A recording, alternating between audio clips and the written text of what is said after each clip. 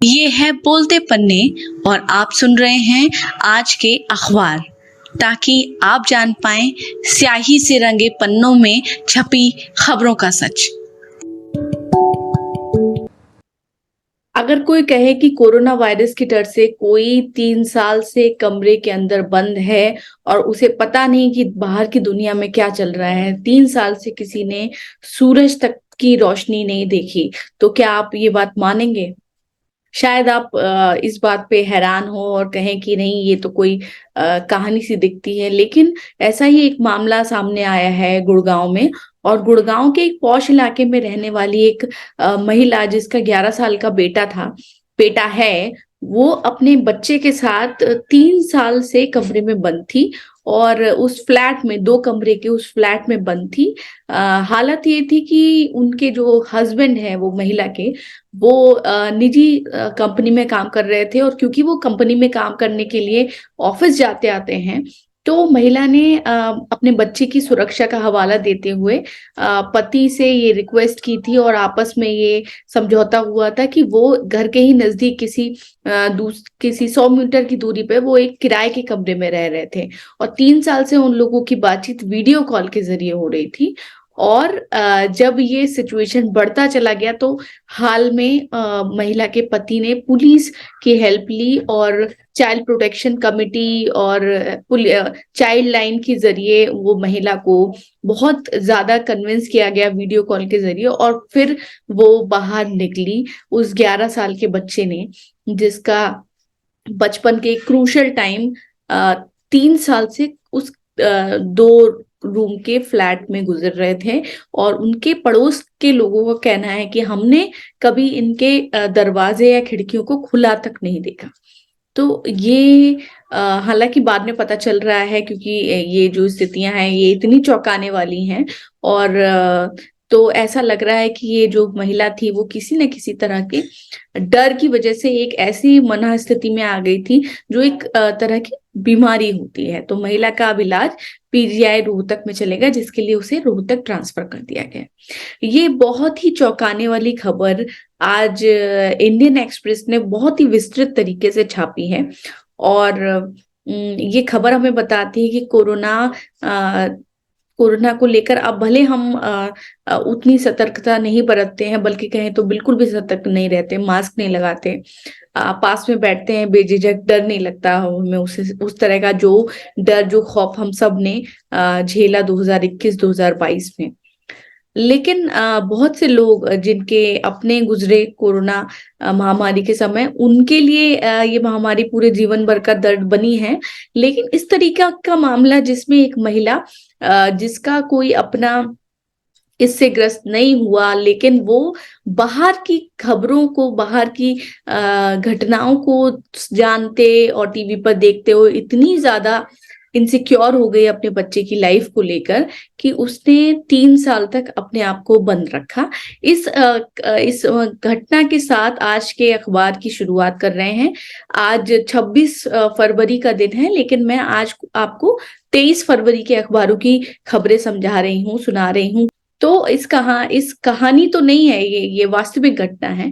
इस घटना से, इस चौंकाने वाली खबर से आज के कार्यक्रम की शुरुआत कर रहे हैं। और ये खबर 2 अखबारों में ही दिखी, इंडियन एक्सप्रेस और दैनिक भास्कर में। लेकिन खबर मिलना और खबर के प्लेसमेंट 2 अलग बातें होती हैं। किसी बात की जानकारी मिलना, उस जानकारी को आप कितना इम्पोर्टेंट मान रहे हैं, ये खबर का सेंस, या जिसे कहते हैं न्यूज सेंस किस जगह का, किस अखबार में काम करने वाले संपादकों का या उस स्तर के और दूसरे लोगों का क्या है, उससे तय होता है कि वो खबर कितने बड़े रूप में आपके सामने, पाठकों के सामने आएगी। यही डिफरेंस है इंडियन एक्सप्रेस की कवरेज में और दैनिक भास्कर की कवरेज में। सबसे पहले मैं आपको इंडियन एक्सप्रेस की कवरेज दिखाती हूँ, फिर यहाँ से डिफरेंस देखते हुए चलेंगे और फिर बात करेंगे कि कौन कौन सी खबरें अहम रही हैं 23 फरवरी को। तो शुरू करते हैं। नमस्कार, ये है बोलते पन्ने, मैं हूँ शिवांगी। इंडियन एक्सप्रेस ने जिस खबर की मैं अभी चर्चा कर रही थी, इस खबर को इंडियन एक्सप्रेस ने इस खबर हेडिंग के साथ लगाया है, barred husband from entering to escape COVID, Gurgaon women child did not leave home for 3 years. और पति को भी अपने घर में एंटर करने से बाहर कर दिया गया। तो यहाँ पे ये जो कहानी इस खबर की शुरुआत है वो भी थोड़ी मार्मिक है कि I could not hold back tears when I first held my son after 3 years. I kissed his forehead and promised him our family will be back together like before. तो रिकॉलिंग सुजन मांझी 40 साल का ये व्यक्ति है जिसके पत्नी और बच्चा, और मैं 11 साल बता रही थी उम्र बच्चे की, वो 10 साल का बच्चा है।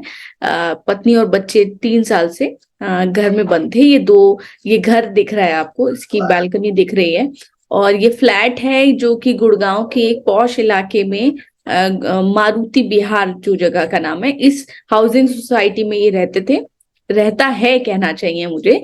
और यहाँ पर हुआ ये है कि जो मैंने कि आपको पहले ही बताया कि लगातार 3 साल तक इस तरह से सिलसिला चलता रहा, और पति के रहने की बात, बाहर रहने की बात तब शुरू हुई जबकि जो वर्क फ्रॉम होम था पति का, पति एक पेशे से इंजीनियर है और वो ऑफिस खुल गए उनके।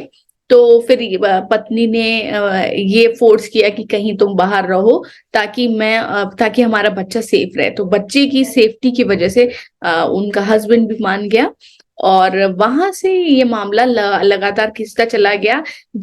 कभी कभी जब इन्हें लगता कि चीजें बहुत खराब हो रही हैं और ये ज्यादा सीरियसली लिया है मेरी पत्नी ने ये सबको, तो इन्होंने कई बार अपने रिश्तेदारों को इस मामले में डालने की कोशिश की, लेकिन वो नहीं समझी, और आखिरकार 23 फरवरी को पुलिस कंप्लेन इन्होंने दर्ज कराई है। और पुलिस कंप्लेन दर्ज होने के बाद इन्वेस्टिगेटिव ऑफिसर ने एक वीडियो कॉल के जरिए, जो हस्बैंड के ही फोन से महिला से वीडियो कॉल पे बातचीत की और उसे समझाने की कोशिश की कि कोविड अब खत्म हो गया है, और अगर हम लोगों से मिलते हैं तो ऐसा नहीं होगा कि आपको कोविड हो जाएगा। और after gaining her confidence, a team of Gurgaon police along with the medical officer from the civic hospital and member of child welfare committee went to the house of Monday evening. Finally, on Tuesday afternoon, Munmun came to Chakarpur police outpost and allowed police to let her son out. तो ये फिर 14 तारीख को महिला बाहर आती है, और वो पुलिस पोस्ट पे गई, और फिर वहां से वो बच्चे को बाहर निकाला गया। तो 3 साल के बाद बकौल सुजान मांझी, इनके बच्चे ने 3 साल से सूरज की रोशनी तक नहीं देखी थी। तो इनका इस पूरी खबर में एक जगह बयान है कि मैं बहुत परेशान था कि मेरा बच्चा बीमार ना हो जाए। 3 साल से उसे सनलाइट तक नहीं मिली है, और 3 साल से वो अपने साथ के बच्चों के साथ, और स्कूल भी नहीं गया था वो बच्चा, ऑनलाइन ही पढ़ रहा था। और स्कूल में इस बार जो एग्जामिनेशन था वो ऑफलाइन होने थे। तो पत्नी ने पति से रिक्वेस्ट की कि वो प्रिंसिपल से जाके मिलके आए, उन्हें अपनी बात बताएं और उन्हें रिक्वेस्ट करें कि वो ऑनलाइन ही एग्जाम दे दे, लेकिन स्कूल प्रशासन नहीं माना। उसके बाद जाके फिर पति को लगा कि अब मेरे जो बच्चा है उसका करियर खराब हो जाएगा, उसका बचपन खराब हो रहा है, तब जाके वो इस स्थिति में आया जब वो पुलिस के पास पहुंचा। तो ये पूरा मामला है जो बहुत चौंकाने वाला मामला है। यहाँ पर इस खबर में एक चीज और भी बताई गई है। Sujan said he was worried about his son who had not seen sunshine in 3 years.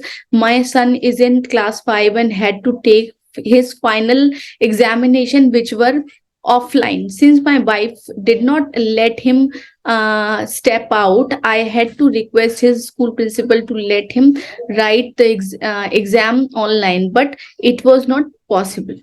तो ये जो मैंने आपको जानकारी दी वही जानकारी इंग्लिश में लिखी हुई है। For 3 years my son had not interacted with friends and in the neighborhood and it worried me. So that is why he went to police to ask for the request कि भाई हमारी ये पत्नी को और बच्चे को बाहर निकाल के लाइए। अच्छा, इन्होंने ये कैसे 3 साल से मैनेज कर रहे थे वो भी कहानी थोड़ी सी रोचक है कि जो है हस्बैंड का कहना है कि मेरी पत्नी करीब 15 या 20 दिन के बाद घर से निकलती थी, और तब वो मुझे जो 100 मीटर दूर पे मैं रहता था वहां वो मिलती थी, और मैं उन्हें मार्केट ले जाता था, वहां से वो 15-20 दिन का सामान इकट्ठा खरीद लेती थी, राशन। और जो रूटीन की चीजें हैं, दूध और सब्जी वगैरह, वो मैं खरीद के डोर स्टेप पे रखा आता था, जिसको भी वो सैनिटाइज करके इस्तेमाल कर रही थी। और वो गैस ना बार बार भरवानी पड़े, और गैस के जरिए कैसे भी कोविड ना आ जाए, जिसके लिए वो ये महिला इंडक्शन इस्तेमाल कर रही थी चूल्हा, गैस चूल्हे की जगह पे। तो ये खबर बहुत चौंकाने वाली है, और इसमें फाइनली यही हुआ कि काउंसलर बुलाया गया, और काउंसलर ने कहा कि ये एक तरह का मनो मनो वैज्ञानिक प्रभाव पड़ा है इनके दिमाग पे, कोरोना वायरस का, कोरोना महामारी का, और अब इनका इलाज वहां पे होगा। अब दैनिक भास्कर में भी देख लेते हैं कि इस मामले में क्या कवरेज हुई।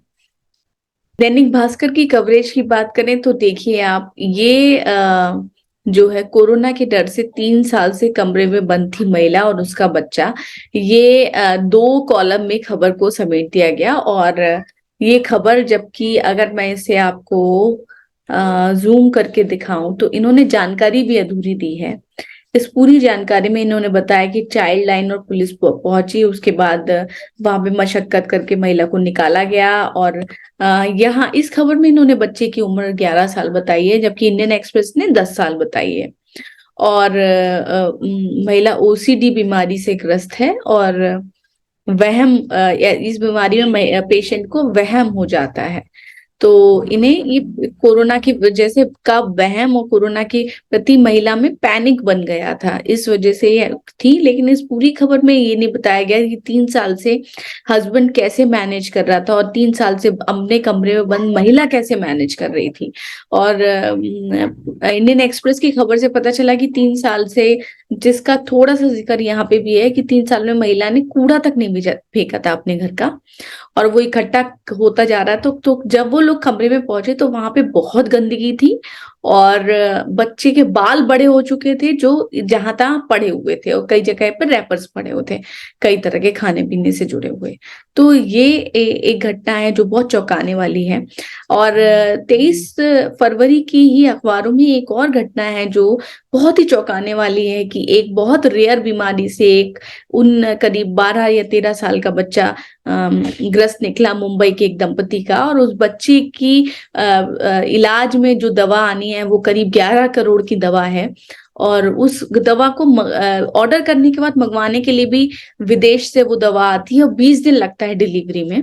और उस दवा को मंगवाने के लिए पति पत्नी ने सोचा, जो कि पेशे से एक मर्चेंट नेवी में, हस्बैंड जो है मर्चेंट नेवी में है, महिला इंजीनियर है, और तब भी वो रुपया इतना नहीं इकट्ठा कर पा रहे थे। उन्होंने फंड रेज किया, तो एक ही दिन में एक ही व्यक्ति ने, जिसने अपना नाम जो है सीक्रेट रखा है, उसने करीब 11 करोड़ रुपए का दान दिया है। तो ये खबर इंडियन एक्सप्रेस ने बहुत बड़ी लगाई है, और उस खबर को मैं भी आपको दिखाती हूँ।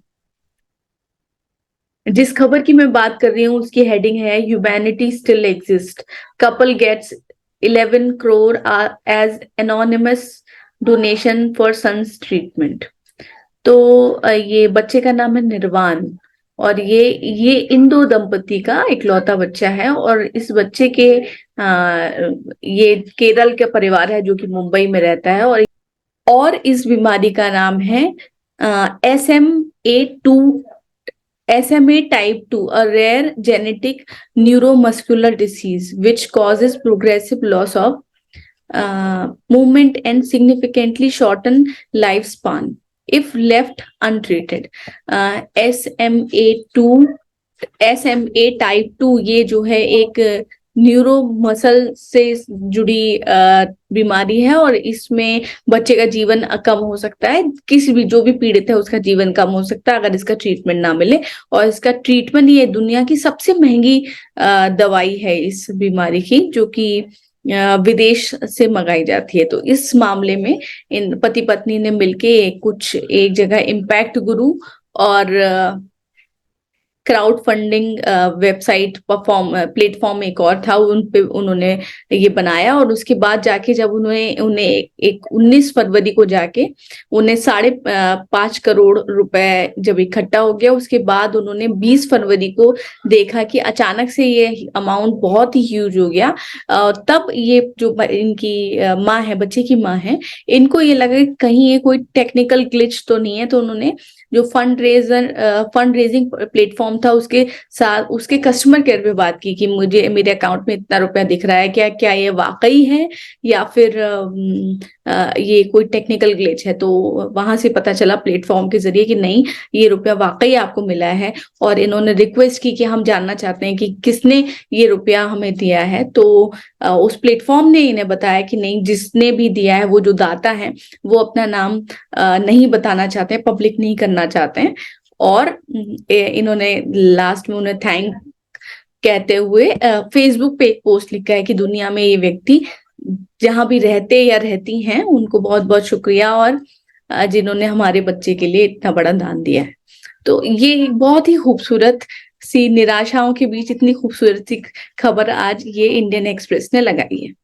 अब हम बात कर लेते हैं कि पेज 1 से शुरू कर लेते हैं क्या क्या मुख्य मुख्य खबरें थी।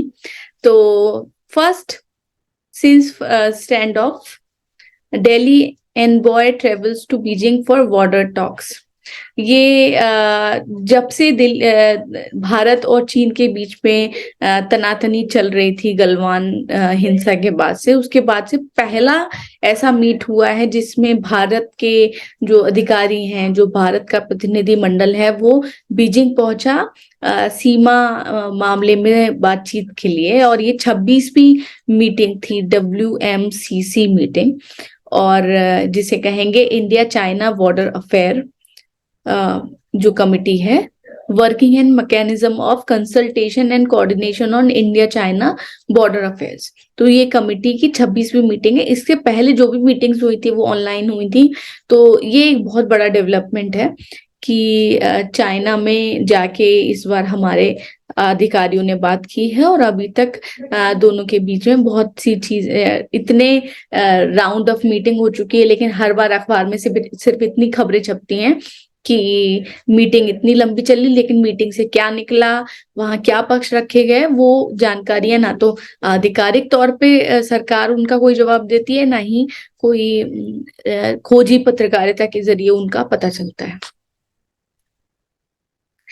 एक और इम्पोर्टेंट खबर है जो कि इंडियन एक्सप्रेस में ही है, Kyiv seeks support from Kyiv seeks Delhi support for UN peace resolution. With Friday marking 1 year of Russia's invasion of Ukraine, Kyiv has reached out to Delhi for support on the resolution at the United Nations General Assembly, underlining the urgency to find lasting peace in the country. तो UNSC में United Nations general assembly में एक resolution लाना चाहता है Ukraine, जिसके support के लिए इन्होंने भारत से बात की है कि ये पीस रेजोल्यूशन लाना चाहता है। उसमें भारत, उस रेजोल्यूशन को पास कराने में भारत साथ दे। यहाँ ध्यान रखने की बात यह है कि भारत रणनीतिक तौर पे ऐसी स्थिति में है जहां वो रूस के साथ भी रहना चाहता है और यूरोप के साथ भी बुराई नहीं लेना चाहता। तो भारत की स्थिति को थोड़ी क्रिटिकल हो गई है। लेकिन अहम बात यह है कि भारत को एक प्रमुख भागीदार मानते हुए यूक्रेन ने ये इंटरवेंशन की गुहार लगाई है। दूसरी तरफ पॉलिटिकली अगर देखें तो 23 फरवरी इसलिए याद रखा जाएगा कि सुप्रीम कोर्ट पहुंचे थे। ये उद्धव ठाकरे फ्रिक्शन जो है वो शिवसेना का, वो सुप्रीम कोर्ट पहुंचा था और सुप्रीम कोर्ट ने इलेक्शन कमीशन के उस ऑर्डर को रोकने से इनकार कर दिया, जिसमें ये कहा गया था कि शिंदे गुट को चुनाव और धनुष चुनाव का जो चुनाव चिन्ह है वो दिया जाएगा। तो उद्धव ठाकरे इसको लेकर सुप्रीम कोर्ट पहुंचे थे कि ये ईसी इस बारे में कोई भी आदेश नहीं दे सकती, लेकिन सुप्रीम कोर्ट ने माना कि नहीं, ये तो ईसी के अंतर्गत ही आता है। हालांकि इस मामले में एक इम्पॉर्टेंट बात यह है कि चुनाव आयोग ये बिल्कुल भी तय नहीं कर सकता कि किसी भी पार्टी के जो मौजूदा जो फाइनेंस है, जो मौजूदा जो बैंक अकाउंट्स हैं और जो भी उनके पास बजट है, वो कौन से फ्रैक्शन के पास जाएगा। तो उस मामले में चुनाव आयोग के भी कुछ अधिकारियों से इंडियन एक्सप्रेस ने बात की और उन्होंने कहा कि नहीं, हम ये पार्टी का इंटरनल मामला है, इस मामले में वोटिंग या दूसरे पार्टी के संविधान के हिसाब से बंटवारा होगा, उस मामले में हमारी कोई भूमिका नहीं है। और आम आदमी पार्टी की सरकार पर लगातार जांच एजेंसियों की नजर बनी हुई है। इसी मामले में अब एक और क्या कहें कि समस्या पैदा हो गई है आम आदमी पार्टी के सामने, चुनौती पैदा हो गई है। और गृह मंत्रालय ने दिल्ली सरकार को दिल्ली सरकार के उप मुख्यमंत्री के खिलाफ एफआईआर दर्ज कराने का ऑर्डर दिया है। और ये मामला है कि इन्होंने बिना अनुमति के विपक्षी लोगों के खिलाफ स्नूपिंग के लिए, या कहना चाहिए कि विपक्षियों की जानकारी रखने के लिए, या उनके खिलाफ एक तरह की फीडबैक यूनिट बनाई। 2015 में एक यहाँ के जो लेफ्टिनेंट गवर्नर हैं, उनका कहना है कि 2015 के आसपास आम आदमी पार्टी ने एक फीडबैक यूनिट बनाई थी, सो कॉल्ड फीडबैक यूनिट, ताकि वो ये इस बात का एक तरह से स्नूपिंग कर पाए कि विपक्षी क्या काम कर रहे हैं। तो विपक्ष की जानकारियां रखने के लिए सरकार ने अपने तंत्र का इस्तेमाल किया, सीधी सी अगर हम बात कहें तो। और लेफ्टिनेंट गवर्नर ने जो है अब सीबीआई की रिक्वेस्ट को अप्रूव कर दिया था और इसे अब गृह मंत्रालय को फॉरवर्ड कर दिया गया और गृह मंत्रालय ने सीबीआई से कहा है कि वो एफआईआर दर्ज करें। तो ये अभी तक मामला चल रहा था आबकारी बंटवारे और उस तरह की जो उनमें कुछ एक लोगों को ज्यादा रुपया दिया गया या ज्यादा फेवर दिया गया। और अब ये दूसरा मामला सामने आ गया है जिसमें आम आदमी पार्टी सीधे से गिरती नजर आ रही है। तो यहाँ पे सीधी सी बात है, यहाँ पे क्लियर हो रहा है कि केंद्र सरकार भाजपा किस तरीके से जो है वो अपनी राजनीति के लिए इसका इस्तेमाल कर रही है। इस तरीके के आरोप आम आदमी पार्टी लगा रही है और यहाँ पाठकों को खुद ही समझना है कि ये चीजें कितनी लॉयल हैं या फिर ये राजनीतिक जीत हार के लिए इस्तेमाल की जा रही हैं। इंडियन एक्सप्रेस ने एक अहम जानकारी दी है भिवानी मर्डर केस के मामले में और इन्होंने बताया है कि राजस्थान पुलिस ने अपनी इन्वेस्टिगेशन में पाया कि भिवानी में जिन दो जुनैद और नासिर, जिन राजस्थान के रहने वाले दो मुस्लिम युवकों को पकड़ के गौरक्षकों ने पीटा था और उसके बाद उन्हें लगभग अधमरा कर दिया था। और उस घटना के बाद वो 15 घंटे तक उनके अधमरे शरीर, खून से लथपथ शरीर को लेकर 15 घंटे तक इधर उधर घूमते रहे थे और उसके बाद जाके उन्होंने फाइनली एक जगह जाके भिवानी करनाल बॉर्डर के पास उन्होंने नासिर और जुनैद को जला के मार दिया। तो ये एक मामला अहम जानकारी इन्होंने दी है। तो इससे ये भी पता चलता है कि ये जो 15 घंटे तक, यानी कि उस समय ये लोग मरे नहीं थे, ये दो जो मुस्लिम युवक हैं उस समय तक ये लोग जिंदा थे। और अगर इन्हें टाइम से हरियाणा पुलिस की जानकारी में ये मामला था, ऐसा लगता है, क्योंकि इस मामले में लगातार जो भी कवरेज की है इंडियन एक्सप्रेस में, उसमें पता चला है कि जो आरोपी हैं वो पुलिस के ही मुखबिर हैं। और उनमें से एक आरोपी ने कहा कि हम पहले उन दोनों को लेकर पुलिस के पास ही पहुंचे थे कि आप इन पे कोई कार्यवाही कर दो, और पुलिस ने देखा कि यहाँ तो स्थिति बिल्कुल खराब है, तो उन्होंने सीधे से उस मामले में हाथ डालने से मना कर दिया। तो अगर टाइम से उन दोनों युवकों को इलाज मिल जाता तो शायद वो बच सकते थे। भिवानी मर्डर केस के मामले में हिंदुस्तान टाइम्स ने भी एक इम्पोर्टेंट फॉलोअप किया है कि राजस्थान पुलिस ने इस मामले के आरोपियों के फोटो जारी किए हैं जो कि फरार चल रहे हैं। लेकिन इन 9 आरोपियों में से सिर्फ 8 के फोटो जारी किए गए हैं, और जो मुख्य आरोपी है मोनू मानेसर, उसका फोटो राजस्थान पुलिस ने जो है जारी नहीं किया। तो इसके पीछे की क्या वजह हो सकती है, उस पे मतलब ये चौंकाने वाली स्टोरी है कि क्या राजस्थान पुलिस भी एक तरह से बैकफुट पे है। भिवानी मर्डर केस के मामले को अमर उजाला ने आज जो है आरोपी रिंकू के हवाले से जो बात बताई गई है उसकी हेडिंग के साथ छापा है। गोतस्करी के शव में गोतस्करी के शक में जुनैद नासिर को पीट पीट कर मारा, फिर जिंदा जलाया। तो अब आप देखिए कि अखबार कितने पीछे हैं, और 16 तारीख की घटना है। 16 तारीख से लगातार सुर्खियों में बनी हुई है। जो भी इंडिपेंडेंट मीडिया हाउसेस हैं वो इसे लगातार हर एंगल पे कवर कर रहे हैं। और अमर उजाला ये बात जो कि 16 तारीख को ही और 16 तारीख के बाद से ही सामने आ गई थी, इसको अब जाके उस आरोपी के हवाले से लिख रहा है जिसे 2-3 दिन पहले ही पुलिस पकड़ चुकी है। तो ये स्थिति है यहाँ पर। उन 8 लोगों के फोटो दिए गए हैं जो कि आरोपी हैं, जिनमें मोनू मानेसर का फोटो गायब है। और इस बात को यहाँ पर आप देखिए कि यहाँ इस बात को कहीं पे भी लिखा नहीं है। इस बात की जानकारी।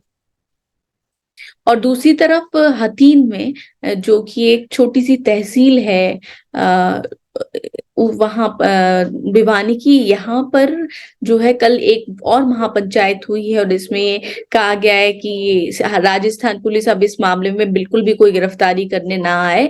और महापंचायत में कहा गया कि सीबीआई, हम मांग करेंगे कि सीबीआई इस मामले की जांच करे और जो गौरक्षक हैं उनके खिलाफ कोई भी ऐसी कार्यवाही ना हो जो कि हिंदुओं के खिलाफ हो। तो इस तरह की दक्षिणपंथी संगठनों ने वहां पे एक तरह से इकट्ठा होके अपनी स्ट्रेंथ दिखाई है। और इस पूरे मामले में जो लगातार चला जा रहा है 2 दिन से, महापंचायतें 2 अलग अलग जिलों में हो चुकी हैं आरोपियों के समर्थन में। और सीधे से चुनौती दी जा रही है कि राजस्थान पुलिस अरेस्ट करके दिखाया अगर वो किसी को अरेस्ट कर सकती है। तो इस मामले में हरियाणा सरकार की तरफ से अभी तक कोई आधिकारिक जवाब या कोई सफाई या कोई भी तरह का कोई स्टैंड नहीं लिया गया है। और अन्य प्रमुख खबरों की बात करें तो एक अहम खबर ये है कि आखिरकार आम आदमी पार्टी की जो मेयर प्रत्याशी थी शैली ओबरॉय को दिल्ली नगर निगम का मेयर बनाया गया है। और ओबरॉय ने भाजपा की रेखा गुप्ता को 34 वोट से हराया। तो बहुत मतलब बराबरी का मामला था। और इसके बाद खूब हंगामा हुआ और एक दूसरे को पार्षद और अन्य सदस्य एक दूसरे को पीटते हुए उनकी कई तरह की फोटोज आई हैं। वो बहुत ही बेशर्मी, राजनीति की जो बेशर्मी है वो दिखती है। तो ये यहाँ पे सीधे से पता चल रहा है कि ये करीब 2 महीने के बाद, 2 महीने या 2 महीने से भी ज्यादा समय के बाद ये नगर निगम के मेयर चुना जा सका है।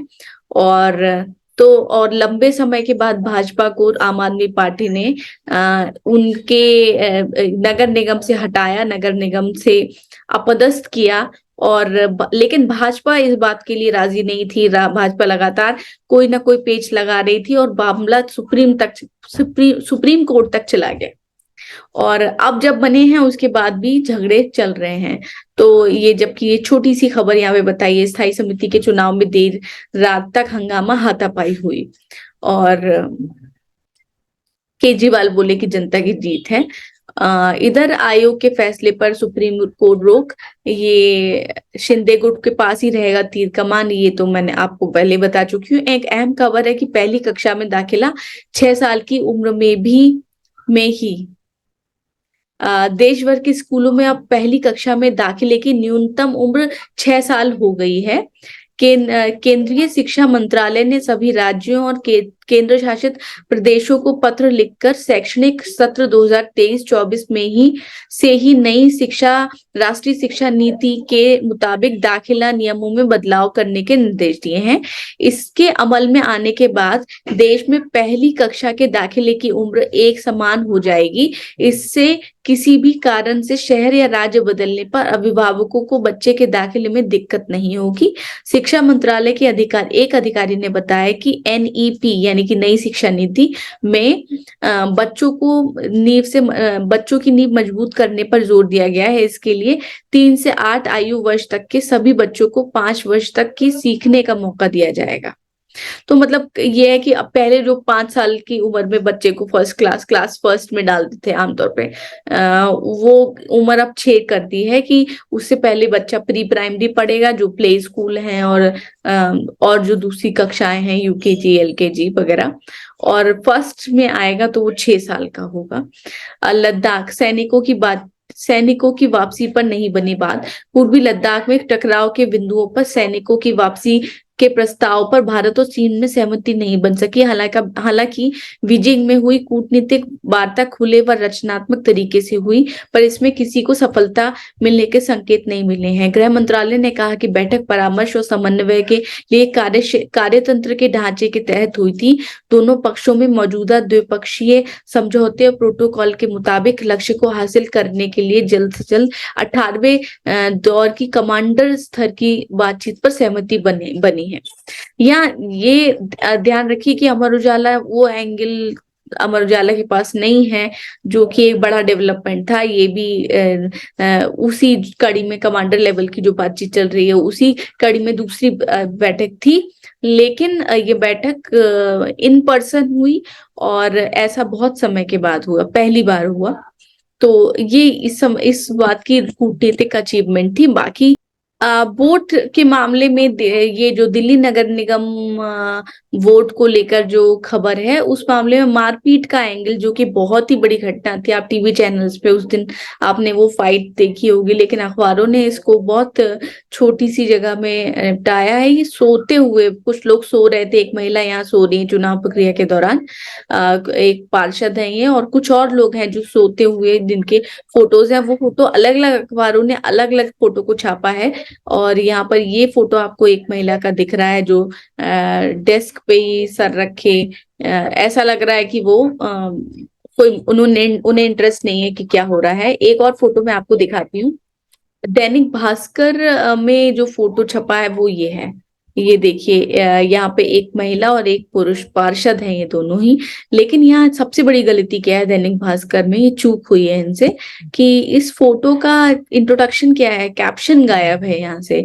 तो ये समझ पाना मुश्किल है कि ये किस समय का फोटो है, उस समय क्या चल रहा था सदन में नगर निगम के, और ऐसा क्यों हुआ, मतलब क्या ऐसी टेंडेंसी क्यों दिखाई दी वहां पे। तो ये एक बात है। दूसरा जो एक एंगल है कि गौतम गंभीर ने वोट नहीं दिया, इस एंगल से अमर उजाला ने अंदर के पेज पर विस्तृत खबर लगाई है। और बाकी कुछ एक खबरें हैं जो दैनिक भास्कर में इंपॉर्टेंट खबरें हैं, जो इनकी अपनी एक्सक्लूसिव खबर है। ये नेस्कॉम एक कंपनी है, उसकी रिपोर्ट है। इसमें इन्होंने कहा है कि देश में 2026 तक 3 करोड़ स्किल्ड वर्क फोर्स की जरूरत है, लेकिन उपलब्ध प्रोफेशनल्स स्किल्ड भूमिकाओं के लिए पूरी तरह से तैयार नहीं है। रीजन क्या है? रीजन ये है कि तकनीकी बहुत तेजी से बदल रही है। ऐसे में अप स्किलिंग यानी कि कौशल को बढ़ाने का जो प्रोसेस है वो उतनी तेजी से आगे नहीं बढ़ रहा है, जिसकी वजह से एक गैप आ गया है। ये गैप कितना बड़ा है यहाँ देखने की बात है कि भारतीय कंपनियां बड़े पैमाने पर स्किल्ड टैलेंट के संकट से जूझ रही हैं। नेस्कॉम की ताजा स्टडी में अनुमान लगाया गया है कि ऑफिशियल इंटेलिजेंस, साइबर सुरक्षा और ब्लॉकचेन सेगमेंट में 2026 तक 3 करोड़ डिजिटल रूप में स्किल्ड वर्करों की जरूरत होगी। वर्तमान कार्यबल के 50% को उभरती प्रौद्योगिकियों के क्षेत्र में खुद को फिर से कुशल बनाने की आवश्यकता होगी। यानी कि अभी जो लोग हैं, जो आईटी प्रोफेशनल्स हैं और दूसरे तरह के इंजीनियरिंग से जुड़े लोग हैं, वो जो हैं वो आने वाली जो स्किल्स हैं, जो आर्टिफिशियल इंटेलिजेंस से जुड़ी हैं, साइबर सिक्योरिटी से जुड़ी हैं, ब्लॉकचेन सेगमेंट से जुड़ी हैं, उस मामले में जितनी तेजी से ये टेक्नोलॉजी बदल रही है, उनका अपस्किलिंग करने की जो जरूरत है, वो जो गैप है, वो आने वाले टाइम में और बढ़ता चला जाएगा। अभी अगर समय रहते स्किलिंग और अप स्किलिंग नहीं की गई तो मांग और आपूर्ति के बीच का अंतर 3.5 गुना तक बढ़ जाएगा, ये कहना है। साथ ही इन्होंने लिखा है कि वर्ल्ड इकोनॉमिक फोरम ने भी संकेत दिए हैं कि अप स्किलिंग में निवेश से 2023 तक 23 लाख नौकरियों को जोड़कर भारत अपनी अर्थव्यवस्था को 570 बिलियन डॉलर यानी 47 लाख करोड़ रुपए तक बढ़ा सकता है। लेकिन जरूरी ये है कि वो अप स्किलिंग करे। तो ये एक एंगल है, इम्पोर्टेंट है। जो लोग दर्शक देख रहे हैं, जो तकनीकी क्षेत्र में काम कर रहे हैं, उनके लिए भी है कि वो अपने कौशल को जल्दी से जल्दी और बढ़ाएं, क्योंकि आने वाले समय में उनकी चुनौतियां बढ़ती चली जाएंगी। जापान से एक खबर है जो दिखाती है कि जापान का समाज कितनी तेजी से बदल रहा है। और यहाँ पे हुआ ये है कि जापान में जो है ऐसे लोगों की संख्या बहुत तेजी से बढ़ती जा रही है, जो कि अपने काम के दबाव में आप अपने निजी रिश्तों को समय नहीं दे पा रहे हैं, और उसके बाद अब ये चाहते हैं कि वो सारी तरह की स्थितियों से निकल के एक नई जिंदगी शुरू करें, और वो दूसरे देश चले जा रहे हैं। और दूसरे देश जाके वो एक नई शुरुआत कर रहे हैं। तो ऐसे लोगों को यहाँ पर जोहात्सु कहा जाता है। और जोहात्सु ऐसे लोग हैं जो कि अपनी पहली पहचान छोड़ के एक नई पहचान के साथ एक नए देश में, एक नई जगह पे जिंदगी शुरू करते हैं। ऐसे लोगों का, ऐसे जोहात्सु बनने का ट्रेंड यहाँ पर बहुत तेजी से बढ़ा है। और बहुत से जबकि ये ट्रेंड भी बढ़ा है, तो कई कंपनियां भी ऐसी शुरू हो गई हैं जापान में और जापान से बाहर, जो कि ऐसे जापानियों को दूसरे देश में सेटल करने के लिए नई पहचान के साथ, नए पहचान से जुड़े प्रमाण पत्रों के साथ उन्हें नई जगह सेटल करने में मदद करती हैं। तो और जबकि ये शुरू हुआ है ट्रेंड, तो दूसरी तरह की ये वैसी कंपनियां भी शुरू हो गई हैं जो परिवार के कहने पे ऐसे जोहात्सुओं को पकड़ने का, ढूंढने का, आइडेंटिफाई करने का काम करती हैं। तो ये चिंताजनक है जाहिर तौर पे। और इससे ये भी पता चल रहा है कि लोग इतने तरह के डिप्रेशन में हैं और काम, परिवार और माहौल से थक गए हैं, इसलिए अपना जगह, अपनी पहचान ही छोड़ रहे हैं। किसी भी इंसान के लिए सबसे प्यारी चीज होती है उसकी अपनी पहचान, लेकिन वही छोड़ रहे हैं। यहाँ पे इंडियन एक्सप्रेस ने कुछ एक और खबरें अहम दी हैं। जैसे एक खबर है कि पिछले साल से सबक, अभी से लू के अलर्ट पर केंद्र ने फसल बचाने के लिए विशेषज्ञों की समिति बनाई है।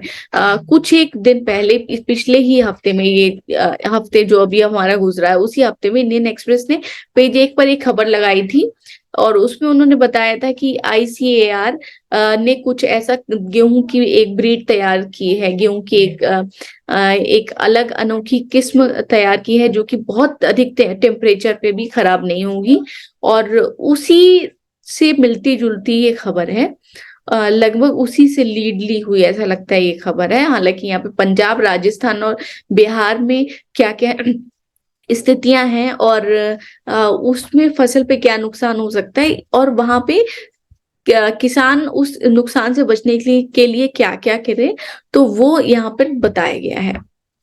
और एक और खबर है हिंदुस्तान में जो कि बहुत इम्पोर्टेंट है, आपको बता देती हूँ।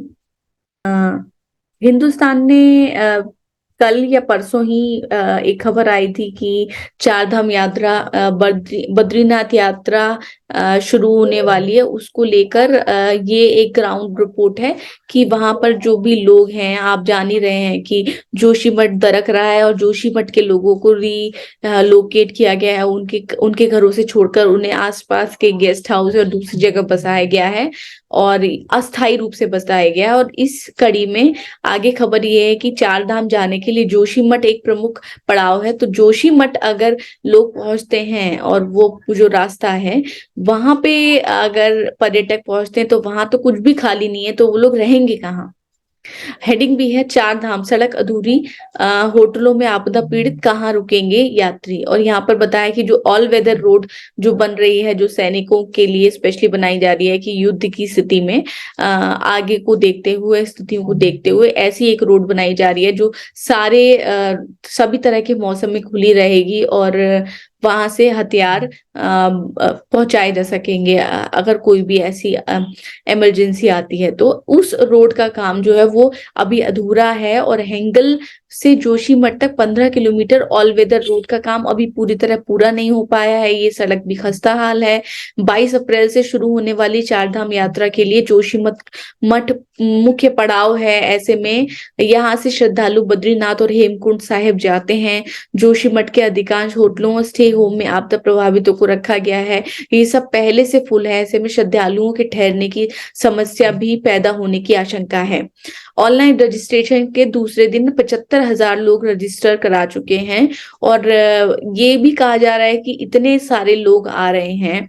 पिछले साल ही यहाँ पर 55 लाख यात्री पहुंचे थे, जो अब तक का सबसे बड़ा रिकॉर्ड है। और तो यहाँ पे कहा जा रहा है कि जोशीमठ की स्थितियों के बाद कि पहाड़ में इतने ज्यादा लोगों को ना आने दिया जाए और इस संख्या को रिस्ट्रिक्ट किया जाए। हालांकि सरकार ने अभी तक ऐसा कुछ नहीं किया है। वहीं पर जोशीमठ बचाव संघर्ष समिति के संयोजक अतुल सती का आरोप है कि जोशीमठ में व्यवस्थाएं ठीक होने के सरकारी दावे गलत हैं। एक सप्ताह पहले ही बद्रीनाथ के प्रमुख मार्ग मारवाड़ी और सिंह द्वार मंदिर में नई दरारें आई हैं। श्रद्धालुओं की संख्या सीमित की जानी चाहिए। और जोशीमठ के बलबीर नेगी कहते हैं कि संख्या सीमित नहीं हुई तो अव्यवस्थाएं होंगी। तो अब देखने की बात है। यहाँ पे देखिए एक आंकड़ा भी दिया है कि 10 लाख से ज्यादा वाहन बद्रीनाथ पहुंचते हैं और ज्यादातर प्राइवेट गाड़ियां हैं। तो इनको नहीं अगर कम किया जाएगा तो आने वाले समय में इसका सीधा सा असर हमें दिखेगा हमारे पर्यावरण पे। और चलते चलते इस एपिसोड के लिए विदा लेते हैं। शुक्रिया।